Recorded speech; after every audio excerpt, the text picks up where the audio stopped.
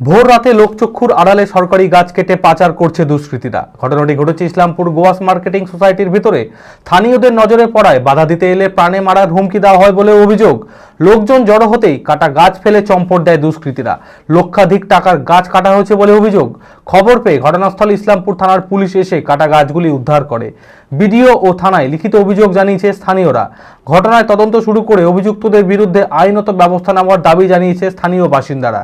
মানসিক স্বাস্থ্যের জন্য সবার আগে যে নামটি মনে ভেসে ওঠে, সুস্থ মনের ঠিকানা মনোবীক্ষণ। যোগাযোগ নাম্বার 7477799516।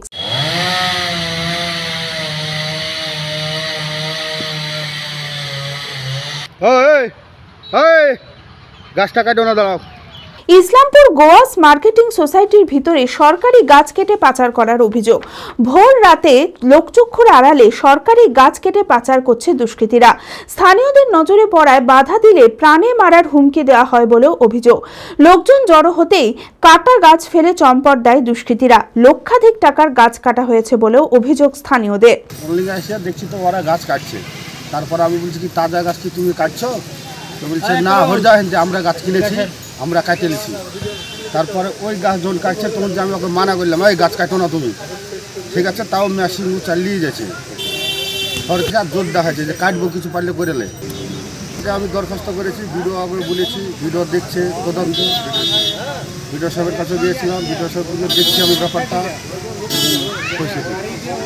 তারপরে ওসিকে পাঠাবো এটাও বলেছে। খবর পেয়ে ঘটনাস্থলে ইসলামপুর থানার পুলিশ এসে কাটা গাছগুলি উদ্ধার করে। রানীনগর বিডিও ও ইসলামপুর থানায় লিখিত অভিযোগ জানিয়েছে স্থানীয়রা। ঘটনার তদন্ত করে অভিযুক্তদের বিরুদ্ধে আইনত ব্যবস্থা নেওয়ার দাবি জানিয়েছে স্থানীয় বাসিন্দারা। আমাদের এখানে যে মার্কেটিং সোসাইটি আছে, সেই মার্কেটিং সোসাইটির গাছ এবং সরকারি গাছ, যেখানে আমাদের সরকার বলছে গাছ লাগাতে, সেইখানে গাছ মাফিয়া যারা আছে তারা ভোরবেলার অন্ধকারে এই গাছগুলো এসে কেটে নিচ্ছিলেন। তাতে আমাদের স্থানীয় যারা ব্যক্তি আছেন তারা গাছগুলো কাটার সময় আটকিয়ে দিয়েছিলেন, এবং যখন তারা আটকিয়েছিলেন এই গাছ মাফিয়া যারা ছিলেন তারা তাদেরকে হুমকিও দিয়েছেন এবং প্রাণে মারার হুমকিটা বেশি করে দিয়েছেন। তো আমাদের বক্তব্য হচ্ছে সরকারি গাছ উইদাউট কোনো রকম নোটিশেই সেই গাছগুলোকে তারা কাটছে এবং বেআইনিভাবে গাছগুলোকে কেটে নিয়ে ভোরবেলাতে অনেকগুলো গাছ এখান থেকে নিয়ে চলে গেছে। আমরা বিডিও সাহেবকে জানিয়েছি, বিডিও সাহেব বলেছেন আমরা ওসিকে জানাবো, এই অবধি জানানো আছে। তো এখনও কোনো রকম স্টেপ নেওয়া হয়নি। তো আমরা চাই যে সরকারি যেহেতু গাছ, সরকারি গাছের যে ব্যাপার সেটা সরকারিভাবেই যেন নিষ্পত্তি করা হয়। দেখলাম গাছগুলো কাটছে, তো এখানে তো কোনো টেন্ডার কিছুই হয়নি, তাহলে গাছগুলো কে কাটবে? এগুলো রাত্রে অন্ধকারে কাটবে কেন? এক আর টেন্ডার হলে তো আমরা জানতে পারবো, কারণ এর আগে একটা এখানে গাছ কাটা হয়েছিল।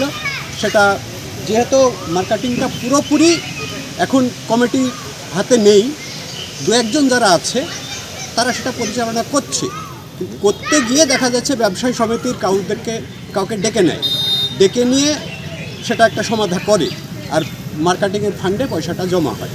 কিন্তু এই পয়সাটা কোথায় জমা হলো বা কে নিল, এটা এখানকার স্থানীয় মানুষ, ব্যবসায়ী সমিতি কেউই জানে না। সরকারি সংস্থা কোনো যদি গাছ কেটে বিক্রি করা হয় সেটা টেন্ডার মাফিক হোক, সেটা মার্কেটিংয়ে জমা থাক, সেটাও ঠিক আছে। ভারত বিখ্যাত মেডিকা হেলথ সেন্টার এখন বহরমপুরে। এখানে মেডিকা হেলথ সেন্টারে সুবিখ্যাত স্পেশালিস্ট চিকিৎসক ওপিডি করছেন। কার্ডিওলজি, ডার্মাটোলজি, ডায়াবেটিস ও endocrinology, ENT, neuro, nephrology, medicine, general surgery, urology, paediatric, orthopaedic, pulmonology, plastic surgery আরও সমস্ত পরিষেবা নিজের জেলাতেই পাচ্ছেন। রক্ত, মল, মূত্রের সব রকম পরীক্ষা অতি উন্নত আধুনিক মেশিনে করা হয়। USG, CT scan, digital X-ray, echocardiography, endoscopy সহ আরো সমস্ত ছবি করা হয়। বিশদে জানতে যোগাযোগ করুন Medica health centre Baharampur, SS medicate, 14 KN road, Baharampur, Murshidabad.